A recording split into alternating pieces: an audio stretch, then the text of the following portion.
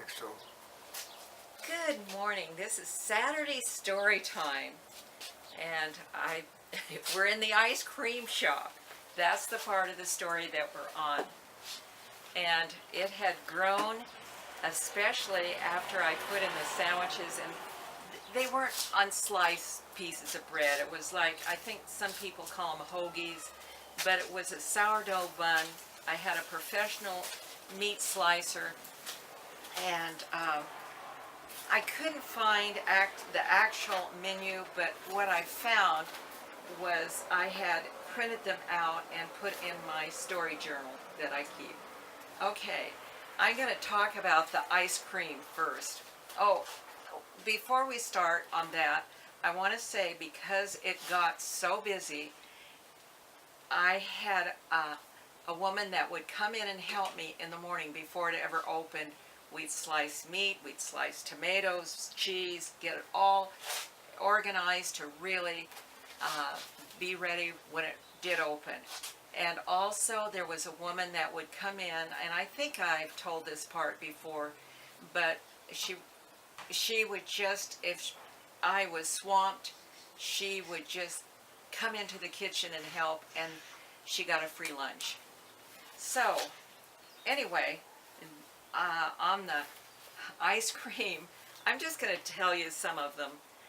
We had what we call the Della, and it was 1 scoop each of vanilla, orange sherbet, chocolate syrup, and whipped cream, nuts, and cherries. Okay, another one called the Alexandria. That was invented one night when some bicyclists came through, and I made him some ice cream cones. I don't even think I charged him all the money, but it was just a nice evening, and they needed something cold. And so we invented this, and her name was Alexandria. It was 2 scoops, triple sherbet on sliced banana, topped with strawberries, whipped cream, coconut, cherry, fruity, extra good. Okay, and then we had banana splits, the quarterback crunch, 2 large scoops of quarterback crunch ice cream on a chocolate crunchy bottom covered with butterscotch syrup topped with whipped cream. We had hot fudge sundaes, a strawberry supreme, blueberry bonanza, cookie crumb bottom with a dash of pineapple, 2 scoops of vanilla, blueberries in sauce poured over, topped with whipped cream and nuts. It was fun. And you know what? I never gained any weight as long as I did the ice cream. Then when we got to the sandwiches, I gained weight. Okay, the sandwiches, and this was during the time of the spotted owl commotion, you know, upset, fury, where they were trying to save the spotted owl. Well, I had the spotted owl sandwich, and what it was on this sourdough bun, lots of turkey and all the stuff that I put on, but on the top I had sliced olives to look like eyes, and they were on the top of the sandwich plus some other stuff. Okay, what I had was the bully beef, the ham dinger, the house sandwich, turkey, and so forth. And all the sandwiches come with lettuce, cheese, pickles, peppers, onions, and tomatoes. Your choice of mayo, oil, and vinegar, or dill spread. Okay, you could have drinks, coffee, milk, tea, different kinds. Well, I had Sprite, Diet Sprite. Oh dear, shame on me. Blue Sky soda, hot chocolate, milkshakes, salads, soups, and pies.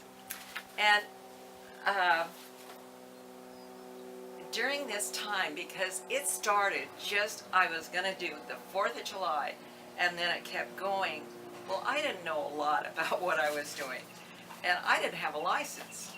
I was just doing it. It didn't even have a name. But one day, the authorities stepped in, the ones that inspect your place, and you know what? They were thrilled that I was there and I was so clean. They just commended me for how clean it was. So that was nice, but they said, we've got to find something. So they looked around, and sure enough, I had a cleaner put in the kitchen, and it should have been in the bathroom, because you don't put cleaning products with food products, or where they're close.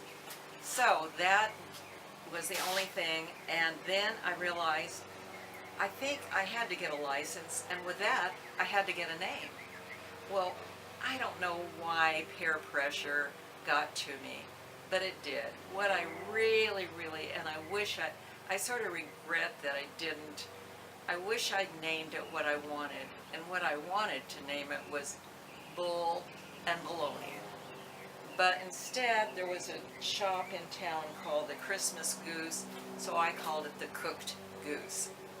So there I had a license, I had menus, and it started out, believe it or not, this hole in the wall type thing, and people even sat on empty 5-gallon paint cans because I didn't have enough chairs and benches. So it was a process. Tom made these really neat benches. He made tables. I had tablecloths. It was really progressing. And then it was getting near Christmas. And now to our personal life. Tom was having a harder and harder time living in this town. Every time he went any place, it was past the cemetery where his son was buried. And this son, he called it sunshine. He'd lost his sunshine.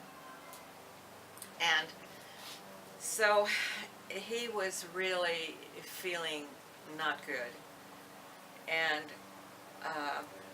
he went to Boise.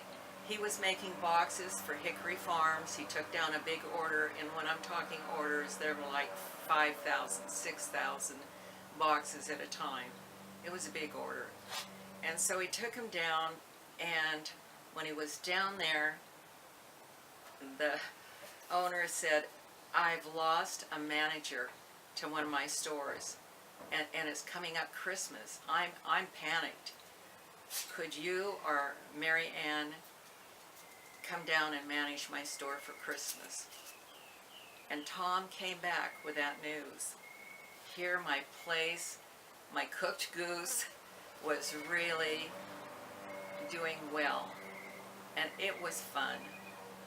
But I knew Tom was in trouble, and we said, let's give it the night. We'll think about it, we'll pray about it. And I really, really struggled. But in the morning, I said, Tom, I'll go down. And that ended the cooked goose. I put a sign on the window. I had a week, I think, to transition before I really went down. And actually I said, first of all, I want to go down. I want to see how close, if we can find a close place that I can live that's reasonable, because I knew I was going to have to go down by myself. Tom had to finish the box season for that Christmas where he was. So we went down and we found a place that was it was a walk across the field type thing, or a walk across the block, and I was there. So yes, I do it. And I've had stores before this, but this was probably over my head, but you jump in the water and you do the best you can. So anyway, Tom knew he didn't want to come back. He knew he wanted to cut the cord and move on. And so that's what we did. And it was fast. I can't say it was painless. But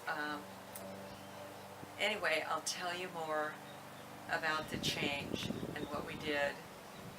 And from a building that should have been torn down, now we had a building in the next story that was partly burned down. Okay, I'll end there. Have a good day. Come back next Saturday and for the story.